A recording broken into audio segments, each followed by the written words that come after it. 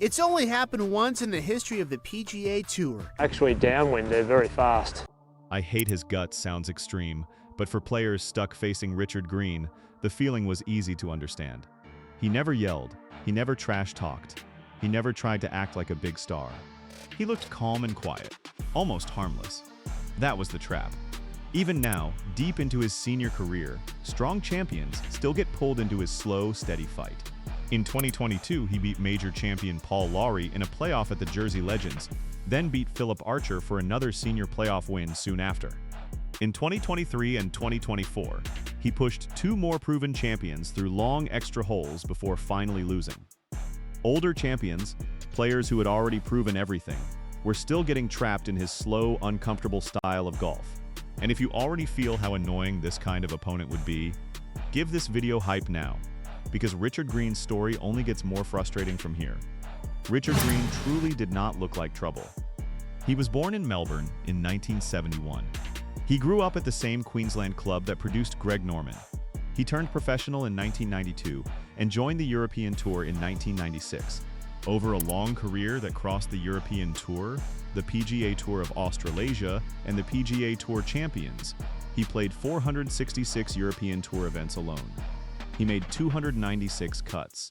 He had 60 top 10 finishes.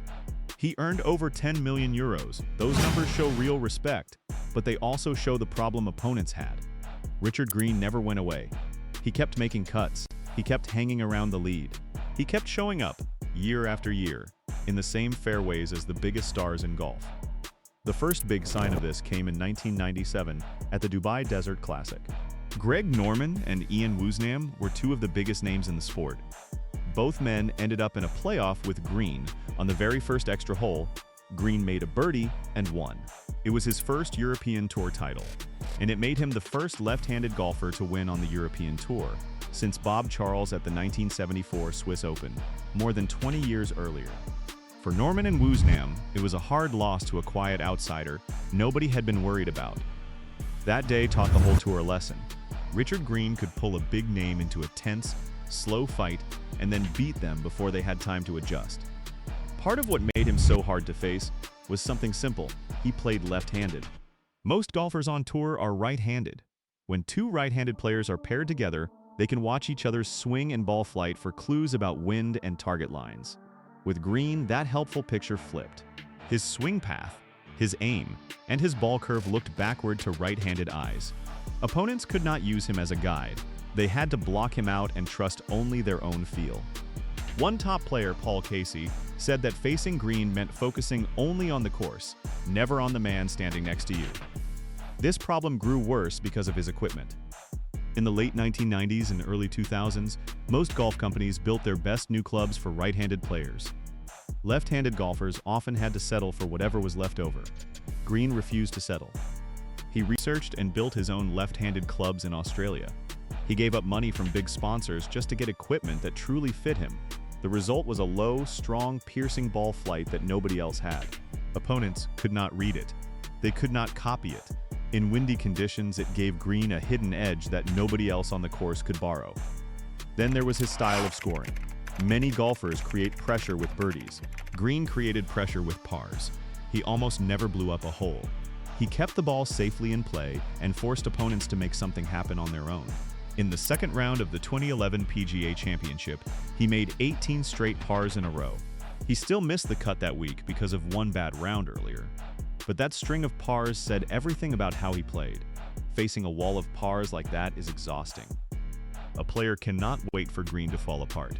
He almost never does. So the other player starts pressing, swinging harder, taking bigger risks, just to find a score. And bigger risks often lead to bigger mistakes. His playoff record proves how often that pressure worked in his favor.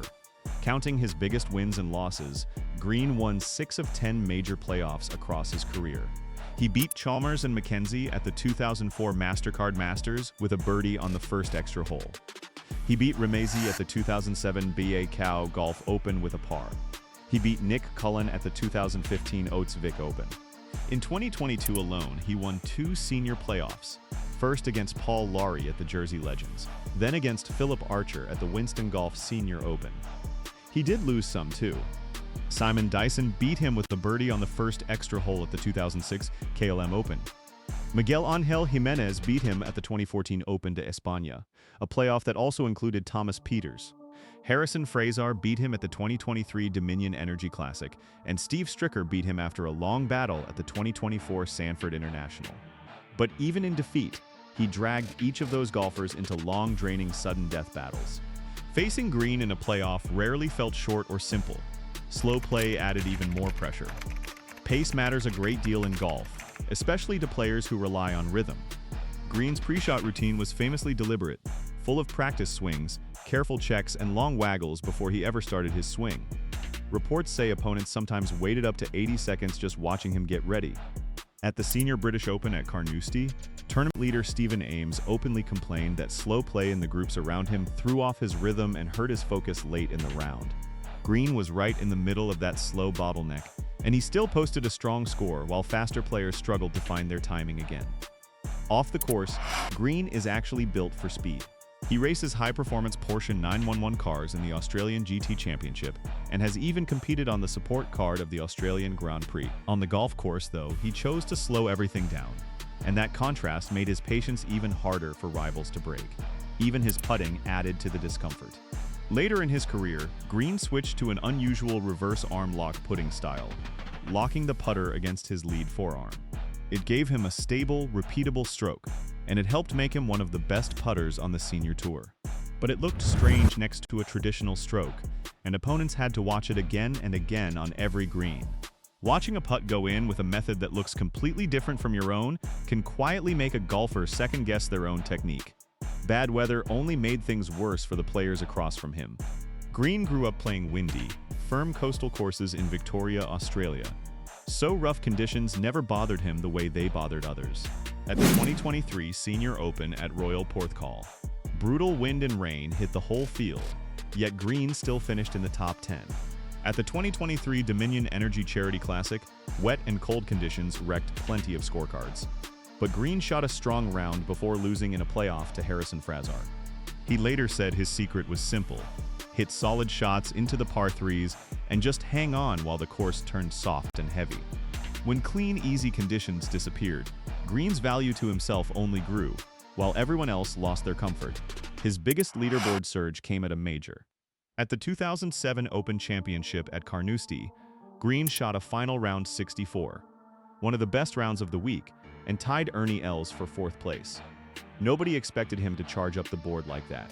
It showed that even on the sport's biggest stages, against the sport's biggest names, Green could suddenly appear out of nowhere and steal attention away from the stars everyone came to watch.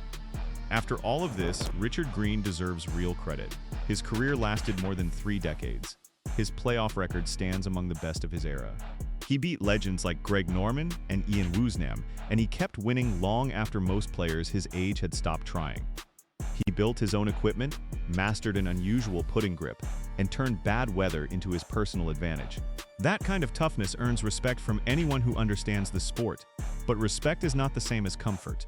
Ask the players who had to stand next to him for 4 slow hours. They will tell you about the waiting. They will tell you about the strange, mirrored ball flight they could never quite read. They will tell you about chasing pars that never seemed to end. Richard Green proved that a golfer does not need power or noise to become a nightmare on the course. Sometimes the most dreaded opponent in all of golf is simply the one who stays calm, stays patient, and quietly waits for everyone else to run out of it first.